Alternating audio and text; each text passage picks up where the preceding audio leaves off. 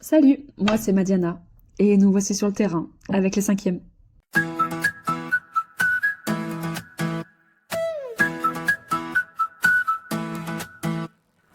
Alors aujourd'hui j'ai un rôle assez complexe. Je suis responsable jeunesse pour une ville et ça comprend plusieurs choses. C'est tout un package en fait. Donc je suis directrice ALSH pour les ados de 11-17 ans. Je suis coordinatrice LEP, donc qui est un lieu accueil par enfants de 0 à 6 ans. Je suis coordinatrice IJ, qui est l'information jeunesse. Je suis coordinatrice classe, qui est l'accompagnement à la scolarité. Et bien évidemment, en plus d'être directrice à LSH, je suis aussi animatrice sur le terrain. Voilà.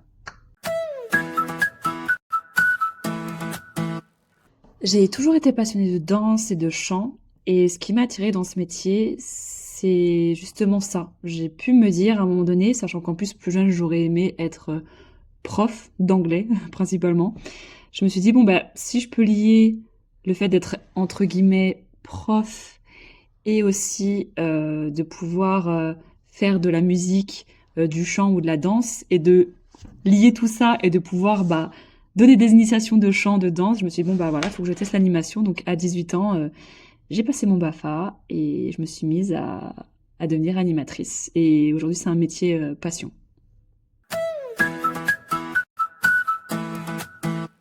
Quelque chose dont je suis très fière, c'est d'avoir justement reconstruit le service jeunesse de la ville pour laquelle je travaille actuellement. Parce que c'est... Je pense pas que j'aurais été capable de faire autant de choses il y a 4-5 ans en arrière. Et je suis très fière parce qu'on est presque parti de zéro. Et aujourd'hui, il est bien relancé. C'est chouette. J'aime l'animation de tout mon cœur, mais effectivement, en tant que directrice, il y a eu des moments où j'ai eu vraiment envie d'arrêter. Et j'ai vécu un moment très compliqué. Il a fallu que je prenne la décision d'exploser une équipe d'animateurs, pas d'exploser au sens propre, au sens figuré, une équipe d'animateurs qui était défaillante, qui était contre la direction et qui me le montrait bien. Et je ne pouvais pas avoir confiance en cette équipe et c'était très difficile pour moi parce que c'était la première fois que ça m'arrivait. De devoir faire en sorte, enfin, c'était pas moi qui prenais la décision parce que c'était au-dessus de moi, surtout que ça se jouait. C'était moi qui disais oui ou non finalement. Mais de savoir en fait que cette équipe qui était très liée, ils étaient très amis. Il fallait que ils soient tous mutés dans des écoles différentes pour être séparés. Ils me l'ont fait payer, chose que je peux comprendre, avec des têtes de mort dessinées sur mon bureau, avec des choses qu'ils ont cassées aussi dans mon bureau. Bref, peu importe. Ça a été très difficile, mais c'est là où j'ai vraiment compris aussi ce que ça voulait dire être directrice. Et il le fallait, sinon ça pouvait pas fonctionner. Et il était hors de question que ça reste toute l'année comme ça. Donc ça a été quelque chose qui a failli me faire arrêter l'animation. Mais je suis là.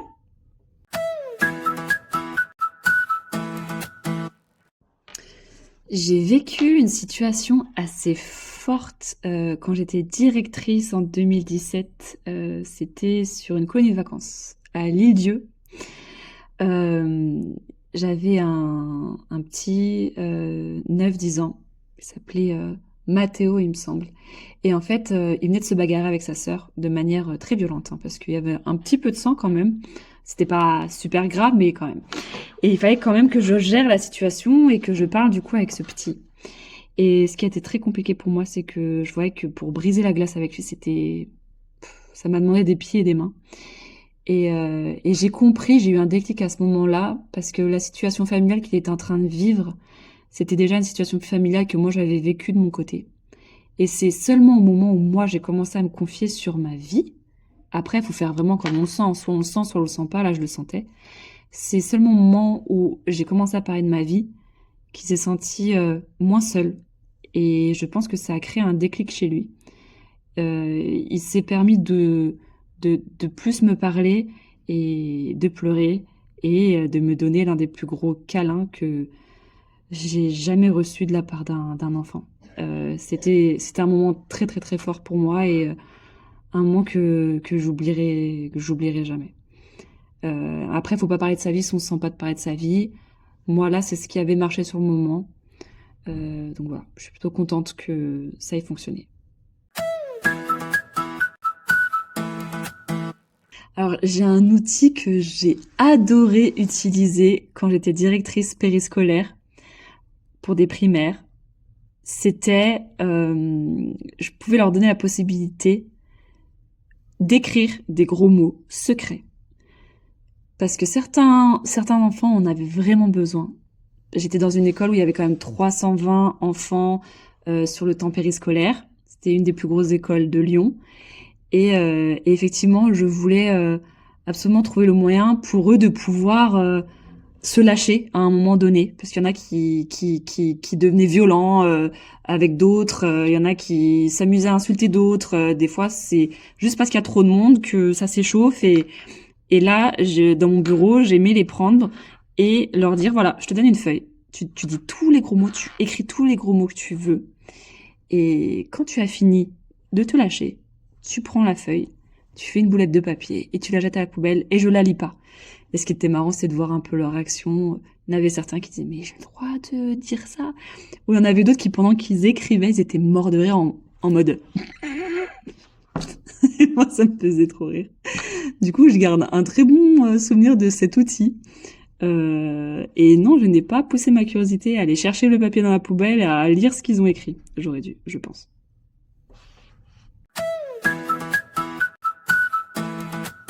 Une erreur dans l'animation à pas faire. Que ce soit en tant que directrice, en tant qu'animatrice, animateur, directeur, c'est de ne pas assez se reposer. Je pense que c'est la pire erreur. Moi qui ai fait pas mal de colo en tant que directrice, et sans parler de colo, même périscolaire, j'enchaînais le périscolaire pendant les périodes scolaires, et en vacances, j'enchaînais des vacances parfois où je travaillais en tant qu'animatrice, ou l'été, j'enchaînais aussi des fois en tant que directrice de centre de loisirs, de colonie de vacances, pardon. Et vraiment, le manque de repos, c'est la pire des choses en animation. Si on n'est pas au taquet sur le terrain, pour les jeunes, pour les enfants, pour son public, peu importe l'âge, déjà ça se sentira.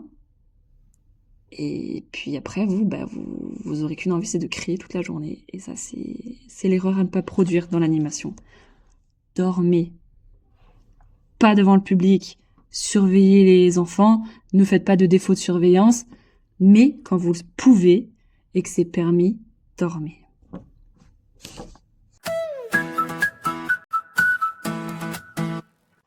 L'éducation populaire te donne accès à de la culture, à la découverte en général. Et pour moi, c'est l'apprentissage du savoir-être et surtout du vivre ensemble de manière ludique. Tout simplement. Après, je pense qu'il y a différentes manières de pouvoir définir l'éducation populaire, mais en grande partie, pour moi, c'est ça.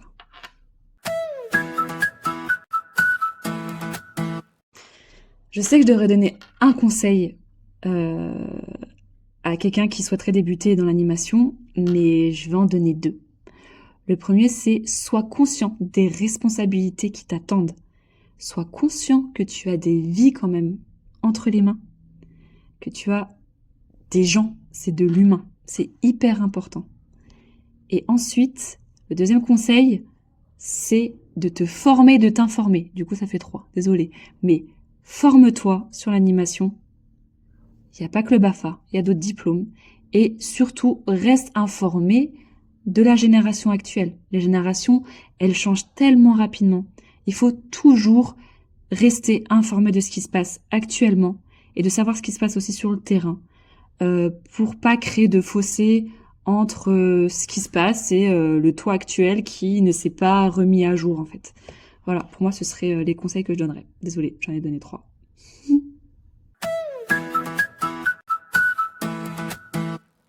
Ce qui me fait continuer dans ce métier, c'est... Je suis passionnée en fait, tout simplement. Il y a eu des moments où j'ai arrêté parce que je sentais qu'il fallait que je me pose un petit peu, que je revois aussi si c'est ce que je veux vraiment, si c'est ce que je voulais vraiment faire. Et effectivement, les peu de fois où je me suis arrêtée, je sentais vraiment que ça me manquait. L'animation, pour moi, c'est une passion. Et de pouvoir créer un impact positif, du moins le plus possible, parce que je ne suis pas parfaite et personne ne l'est, c'est ce qui me pousse à continuer ce métier. Je suis passionnée.